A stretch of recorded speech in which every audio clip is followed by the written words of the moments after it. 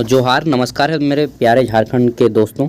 देखिए, आज के इस वीडियो में हम लोग बात करने वाले हैं झारखंड कारा कक्षपाल की वैकेंसियों के ऊपर। ठीक है, तो देख लीजिए, ये कक्षपाल की वैकेंसीज जो निकली हुई हैं 150 पदों पे, ये जानेंगे कि इस पर कौन अप्लाई कर सकता है, ठीक है, कौन नहीं कर सकता है, कितना फीस है, कितना सैलरी दिया जाएगा, इंटरव्यू कब है और ये फॉर्म कैसे अप्लाई करना है, सब कुछ। ठीक है, तो चलिए देख लेते हैं। देखिए, यह इंटरव्यू के बेस पे आपको यहाँ पे सिलेक्शन दिया जाएगा। झारखंड सरकार कारा निरीक्षालय, ठीक है, गृह कारा एवं आपदा प्रबंधन विभाग, और ये रांची में दुर्वा में है। वॉक इन इंटरव्यू अब देख लेते हैं। तो यहाँ पे बोला गया है कि राज्य के काराओं, मतलब कि जितने भी जेल है आम भाषा में, राज्य के काराओं में कक्षपाल के रिक्त पदों पर भूतपूर्व सैनिकों, एक्स सर्विसमैन को संविदा पर नियुक्ति हेतु संलग्न प्रपत्र में आवेदन पत्र निम्न प्रकार निर्धारित तिथि एवं स्थान पर पूर्वा सुबह 8 बजे, मॉर्निंग 8 बजे से संध्या 4 बजे तक आमंत्रित करती है। ठीक है, कितना डेट है तो निम्न, यहाँ पे तो एक ही चीज़ सबसे बड़ी बात ये समझ में आया गया कि यहाँ पे केवल एक्स सर्विस मैन ही अप्लाई कर पाएंगे। ठीक है, जनरल आदमी अप्लाई यहाँ पे नहीं कर पाएगा। देखिए, झारखंड सरकार वैकेंसी नहीं निकालती है, जैसे वैकेंसी अपने आप जो आज से कई साल से लटका रखा है। ठीक है, इसी कारण वहाँ पे कमी हो जाता है कांस्टेबल का, तब ये एक्स सर्विस मैन ट्रेंड आदमी को लेते हैं। ठीक है, ताकि इनको ट्रेनिंग ना देने की जो अगर फ्रेशर कैंडिडेट को रखेंगे तो उसको ट्रेनिंग देना पड़ेगा पहले। ठीक है, तो इनके पास उतना टाइम नहीं है कि ये ट्रेनिंग देकर रखें, इसलिए ये एक्स सर्विस मैन लेते हैं, जिनको हल्का फुल्का मतलब थोड़ा बहुत बताने से भी वो काम कर लें। ठीक है, इसलिए एक्स सर्विस मैन को ये ले रहे हैं।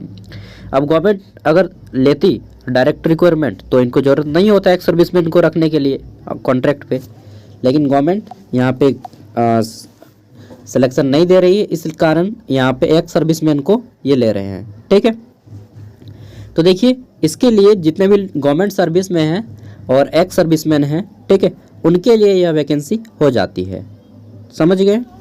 तो बोला गया है कि आवेदन पत्र निम्न प्रकार निर्धारित तिथि एवं स्थान पर पूर्वाह्न के 8 बजे से संध्या 4 बजे तक आमंत्रित किया जाता है।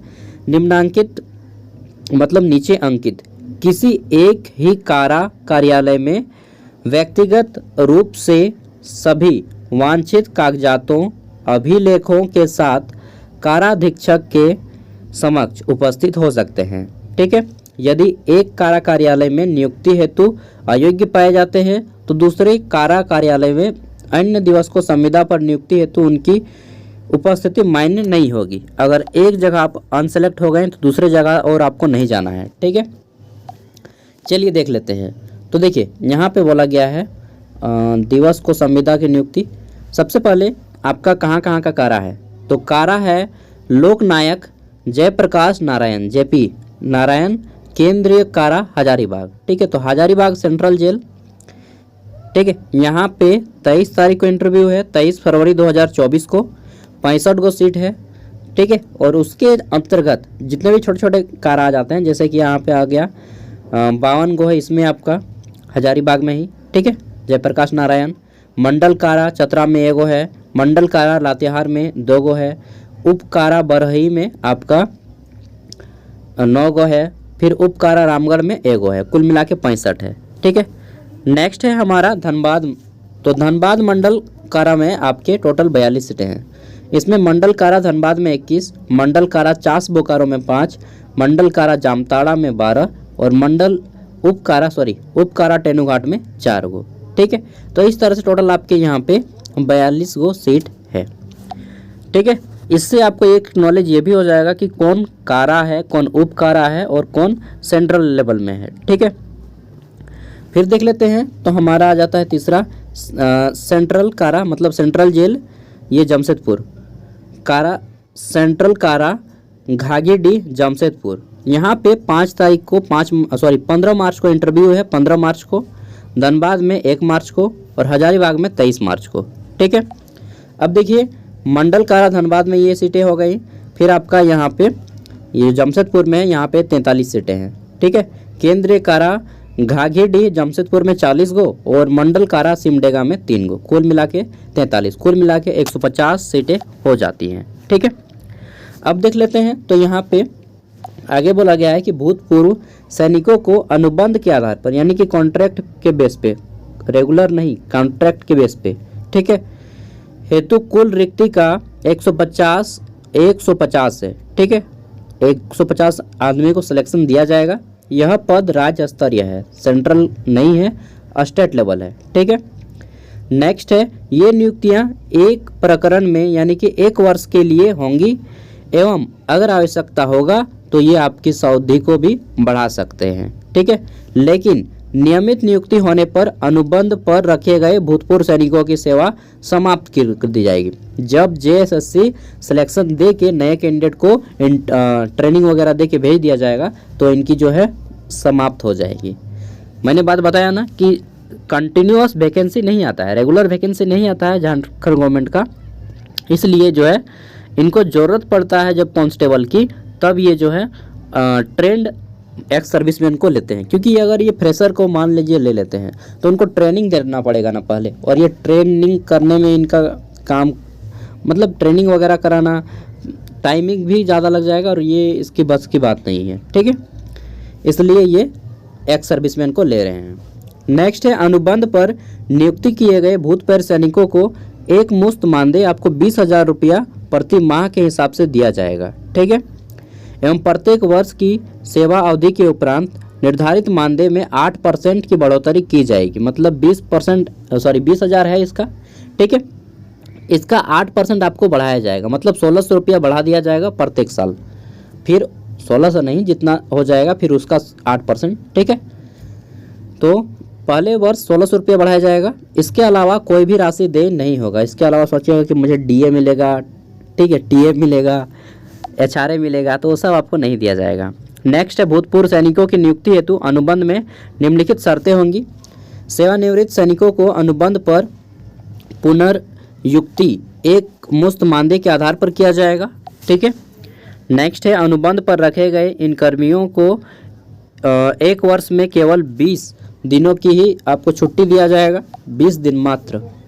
ठीक है, बहुत ज़्यादा है यार। मैं जहाँ पे काम करता था ना, 1 साल में 1 दिन छुट्टी नहीं होता था, 1 दिन नहीं। हाँ, पर्व त्यौहार हो गया तो आप मना लीजिए, उसके बाद फिर आ जाइए काम पे, तो 20 दिन काफ़ी है। इन्हें यात्रा भत्ता एवं दैनिक भत्ता सरकारी ड्यूटी के दौरान नियमानुसार देय होगा। फिर है, कर्तव्य पालन के क्रम में मृत्यु की परिस्थिति में राज्य के पुलिस कर्मियों को जो अनुग्रह अनुदान दे है वही उन्हें भी दे होगा। चलिए, ये अच्छी बात है। परंतु आश्रितों को सरकार नौकरी देने का कोई प्रावधान नहीं है। ये भी बात है कि आपको नौकरी नहीं दिया जाएगा इसके बदले। ठीक है, जो मिलता है फंड वगैरह वो दे देंगे। इन्हें पूर्ण अनुशासन एवं निष्ठा कायम रखना होगा। अनुशासनहीनता, कर्तव्यहीनता एवं कदाचार, चारित्रिक दोष, ये सभी जो है जितना भी आपका ड्यूटी वगैरह है इसको पढ़ लेना है आपको अच्छे से। अगर आप एक्स सर्विसमैन हैं और अप्लाई करना चाहते हैं तो आपको एक बार अच्छे से इसको पढ़ लेना है खुद से। मैं यहाँ पे फॉर्मेट दे रहा हूँ, इस फॉर्मेट को आपको भरना होगा। ठीक है, और इसे लेके जाना होगा। एक बार अच्छे से पढ़ लेना है। ठीक है, आपको सब कुछ समझ में आ जाएगा। अगर आप एक सर्विसमैन हैं और फ्रेशर हैं तब आपको कुछ चीज़ें समझ में नहीं आएंगी। ठीक है, ये page number 4, page number 5 print out करवा लीजिएगा। यही आपको फॉर्म फिलअप कर लेना है। ठीक है, और यहाँ पे मैक्सिमम एज जो रखी गई है 55 साल रखी गई है। मैक्सिमम एज लिमिट 55 साल, मिनिमम कुछ भी नहीं यहाँ पे है। ठीक है, और यहाँ पे ये आपको जब जाइएगा इंटरव्यू के लिए तो आपको ये सारी चीज़ें ले जानी है। पॉइंट नंबर 11 में बता दिया गया है। ठीक है, और पॉइंट नंबर 10 में बोला गया है कि जो भूतपूर्व सैनिक पूर्व में सैनिक अस्पताल में स्वास्थ्य संबंधी कार्य कर चुके हैं उन्हें उनके इच्छानुसार कारा अस्पताल में सेवा दी जाएगी। साथ ही ड्राइवर, मतलब जो जैसा काम किया है उसको ऐसा ही काम दिया जाएगा। समझ गए? ये आपको डॉक्यूमेंट्स लेके जाने हैं ओरिजिनल। बाकी अगर आप हैं एक्स सर्विसमैन तो आपको सब कुछ बातें समझ में आ गई होंगी। मैं जितना नहीं बोला हूँगा उससे भी ज़्यादा बातें आपको समझ गए होंगे खुद। ठीक है, मुझसे ज़्यादा। पूर्ण रूप से भरे आवेदन पत्र को व्यक्तिगत रूप से वॉक इन इंटरव्यू के निर्धारित स्थान एवं तिथि पर हाथों हाथ प्राप्त किया जाएगा तथा स्वास्थ्य एवं शारीरिक जांच परीक्षा केंद्रीय काराधीक्षक एवं कारा निरीक्षालय द्वारा प्रतिनियुक्ति सदस्यों के समक्ष की जाएगी। ये बात यहाँ पे क्लियरली बोल दिया गया है। ठीक है, बाकी ये मैंने दिखा दिया पूरा का पूरा फॉर्मेट। इसका PDF मैं वीडियो का डिस्क्रिप्शन में दे रहा हूँ, वहाँ से आप लोग डाउनलोड कर सकते हैं। और अगर आपका कोई फादर, ठीक है, या फिर कोई अंकल, कोई दोस्त, या फिर आप स्वयं एक एक्स सर्विसमैन होकर वीडियो देख रहे हैं तो आपको ये बेनिफिट होगा। जो भी हो, आपके अगर एक्स सर्विसमैन कोई कनेक्ट हैं तो आप उन तक भी वीडियो को शेयर कर सकते हैं। थैंक यू, मिलते हैं अगली वीडियो में, तब तक के लिए बाय। और एक चीज़, एक्स सर्विसमैन केवल भूतपूर्व सैनिक, ठीक है। Thank you, bye bye. जय हिंद, जय भारत, जय झारखंड, जोहार जोहार को जोहार जोहार।